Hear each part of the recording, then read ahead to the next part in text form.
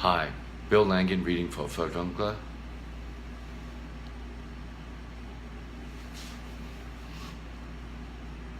There was a constant battle between Goering and Goebbels as to which of them would control Nazi culture. People like me and Richard Strauss, we were in the middle. We were pawns. Anyway, I resigned from the Chamber of Music at the same time I resigned as musical director of the Berlin Philharmonic, 1934.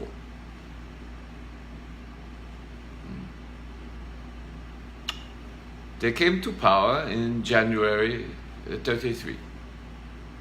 In April, I wrote an open letter to the newspapers condemning what they were doing to music, making these distinctions between Jews and non-Jews. For my part, there is only one distinction in art between good and bad. Great artists are rare, I said, and no country can do without them unless it wishes to damage its cultural life irrevocably. I also said that men like Otto Klemperer, Bruno Walter, Max Reinhardt, I may have mentioned others, I don't remember now, must be allowed to serve their art here in this country. No, I did not resign then. Those were early days. No, the matter did not come to a head until Goebbels decided to ban Matthias the Painter, an opera by Paul Hindemith. They called it Jew-infected music, some such nonsense. Again, I wrote to the newspapers. Again, I criticized them. Goebbels retaliated with a speech in which he denounced me for what he called my disloyalty to the regime.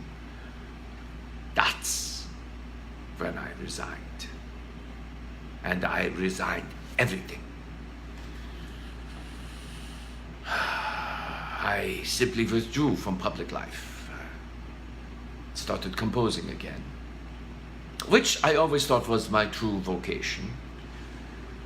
Eventually, after some toing and froing, I was summoned by Goebbels. He said I could leave the country if I wanted to, but I would never be allowed to return. That would have been a victory for them. I believe you fight from the inside, not from without. He then demanded I acknowledge Hitler as solely responsible for cultural policy. Well, that was a fact. He was the sole arbiter. It seemed pointless to deny it. In return,